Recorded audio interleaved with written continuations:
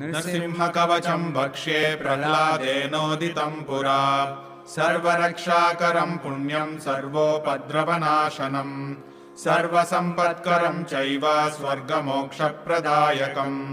ध्यात्वा नृसिंहं देवेशं हेमसिंहासनस्थितम्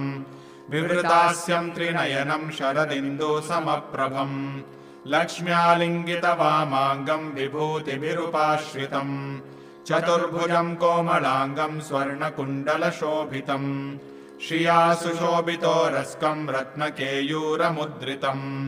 तप्तकाञ्चनसङ्काशं पीतनिर्मलवाससम्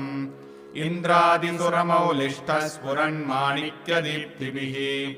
विराजितपदद्वन्द्वं शङ्खचक्रादिहेतिभिः गरुत्मता च विनयात् स्तूयमानं मुदान्वितम् स्वहृत्कमलसंवासं कृत्वा तु कवचं पठेत् नृसिंहो मे शिरः पातु लोकरक्षात्मसम्भवः सर्वगोपीस्तम्भवासः पालं मे रक्षतु ध्वनिम् नृसिंहो मे दृशौ पातु सोमसूर्याग्निलोचनः स्मृतिं मे पातु हरिः मुनिवर्यास्तुतिप्रियः नासा मे सिंहनासस्तु मुखं लक्ष्मीमुखप्रियः सर्वविद्याधिपः पातु नृसिंहो रसनां मम वक्त्रं पात्विन्दुवदनः सदा प्रह्लादवन्दितः नृसिंहः पातु मे कण्ठं स्कन्धौ भूभरणान्तकृत् दिव्यास्त्रशोभितभुजो नृसिंहः पातु मे भुजौ करौ मे देववरदो नृसिंहः पातु सर्वतः हृदयं योगिसाध्यश्च निवासं पातु मे हरिः मध्यं पातु हिरण्याक्ष वक्षः कुक्षिविदारणः नाभिं मे पातु हरिः स्वनाभि ब्रह्म संस्तुतः ब्रह्माण्डकोटयः कट्यां यस्यासौ पातु मे कटिम्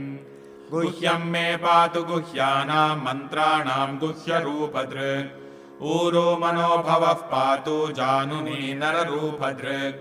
जङ्घे पातु धरा भारा हर्ता योऽसौ नृकेसरी सुरराज्यप्रदः पातु पादौ मे नृहरीश्वरः सहस्रशीर्षा पुरुषः पातु मे सर्वशस्तनुम् महोग्रः पूर्वतः पातु महावीराग्रजोऽग्नितः महाविष्णुर्दक्षिणे तु महाज्वालस्तु नैऋतौ पश्चिमे पातु सर्वेशो दिशि मे सर्वतोमुखः नृसिंहः पातु वायव्यां सौम्या भीषणविग्रहः ईशान्यां पातु भद्रो मे सर्वमङ्गलदायकः संसारभयतः पातु मृत्योर्मृत्युर्नृकेसरी इदं नृसिंहकवचं प्रह्लादमुखमण्डितम् भक्तिमान् यः पठेत् नित्यं सर्वपापैः प्रमुच्यते पुत्रवान् धनवान् लोके दीर्घायुरुपजायते यं यं कामयते कामं तं तं प्राप्नोत्यसंशयम् सर्वत्र जयमाप्नोति सर्वत्र विजयी भवेत् भूम्यन्तरिक्षदिव्यानां ग्रहाणां विनिवारणम् वृश्चिकोरगसम्भूत विशापहरणं परम् ब्रह्मराक्षसयक्षाणां दूरोत्सारणकारणम् भूर्जे वा तालपत्रे वा कवचं लिखितं शुभम् करमूले धृतं येन सिद्ध्येयुः कर्मसिद्धयः देवासुरमनुष्येषु स्वं स्वं एव जयं लभेत् एकसन्ध्यं त्रिसन्ध्यं वा यः पठेत् नियतो नरः सर्वमङ्गलमाङ्गल्यं भुक्तिं मुक्तिं च विन्दति 32 सहस्राणि पठेत् शुद्धात्मभिर्नृभिः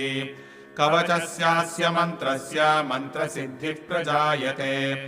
अनेन मन्त्रराजेन कृत्वा भस्माभिमन्त्रणम् तिलकं बिभ्र्याद्यस्तु तस्य ग्रहभयं हरेत् त्रिवारं जपमानस्तु दत्तं भार्याभिमन्त्र्य च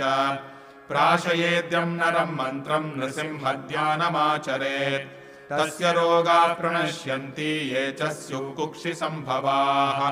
किमत्र बहुनोक्तेन नृसिंहः सदृशो भवेत् मनसा चिन्तितं यत्तु स तच्चाप्नोत्यसंशयम् गर्जन्तं गर्जयन्तं निजभुजपटलं स्फोटयन्तं हरन्तं दीप्यन्तं दापयन्तं दिवि भुवि दिशं क्षेपयन्तं क्षिपन्तं क्रन्दन्तम् रोषयन्तम् दिशि दिशि सततम् संहरन्तम् भरन्तम् वीक्षन्तम् घूर्णयन्तम् करनिकरशतैर्दिव्यसिंहम् नमामि इति श्रीब्रह्माण्डपुराणे प्रह्लादोक्तम् श्रीनरसिंहकवचम् सम्पूर्णम्।